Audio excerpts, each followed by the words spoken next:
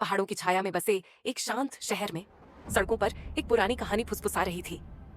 एक बार जब सूरज क्षितिज से परे डूब जाता था और अंधेरा छा जाता था, तो कभी कभी रोशनी वापस नहीं आती थी। जो लोग शाम के समय पास के जंगल में चले जाते थे, वे कभी वापस नहीं आ पाते थे। एक शाम दोस्तों के एक समूह, जेना, माइक और क्लारा ने अपनी हिम्मत की परीक्षा लेने का फैसला किया। टॉर्च और बहादुरी से लैस वे जंगल में घुमावदार रास्ते से नीचे उतर गए, ठीक उसी समय जब शाम ढलने लगी थी।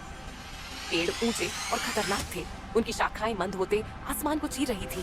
जैसे जैसे वे अंदर गए, उन्होंने भूतों के दिखने और अजीबोगरीब आवाजों की कहानियां साझा की। पेड़ों के बीच हंसी गूंज उठी, जो चारों ओर फैले डर से जूझ रही थी।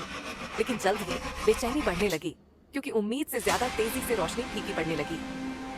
जेना की टॉर्च भयावह रूप से टिमटिमा रही थी, जिससे परछाइयां उनके चारों ओर नाच रही थी और मुड़ रही थी। चलो वापस चलते हैं, क्लारा ने सुझाव दिया। उसे अपनी रीढ़ में ठंडक महसूस हो रही थी। लेकिन माइक, जो हमेशा रोमांच की तलाश में रहता है, ने उन्हें और आगे जाने के लिए प्रेरित किया। ये सिर्फ अंधेरे की चाल है, चलो हम ठीक रहेंगे। जब वे आगे बढ़े तो झाड़ियों के बीच से एक गहरी सरसराहट की आवाज गूंजी, जो बहुत ही नजदीक लग रही थी।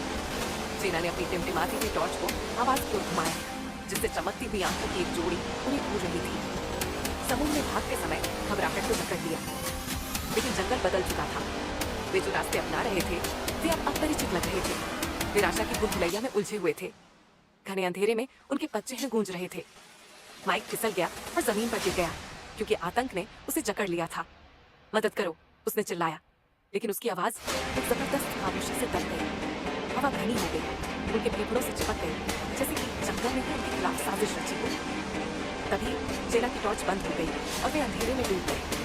उस घने काले शून्य में अजीब सी बड़बड़ाहट हवा में भर गई, जो उनके दिलों को जकड़ने वाली एक दुष्टता के साथ कंपन कर रही थी। जंगल जीवंत लग रहा था, उनके चारों ओर सांस ले रहा था, घुसपैठने के लिए भूखा था।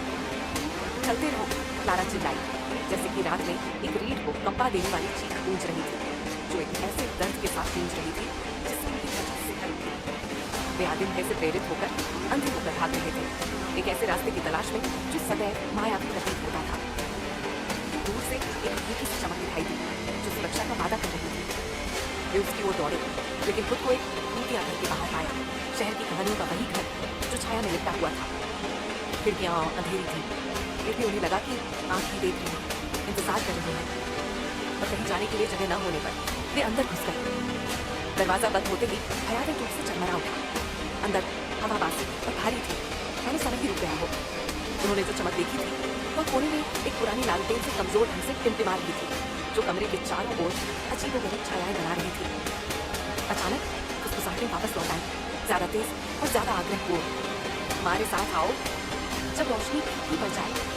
डर के मारे उन्हें सच्चाई का एहसास हुआ। जंगल से अंधेरा नहीं था, ये जीवंत था, और जो लोग अंदर गए थे, उन्हें रोशनी फीकी पड़ने पर कभी बाहर जाने की अनुमति नहीं थी। जैसे ही लालटेन आखिरी बार टिमटिमाई और बुझ गई, रात से भी ज्यादा गहरा अंधेरा उन्हें घेर लिया, और पुरानी कहानियां फिर से फुसफुसाने लगीं, जो जंगल में गूंज रही थीं। जेना, माइक और क्लारा के लिए रोशनी कभी वापस नहीं आई।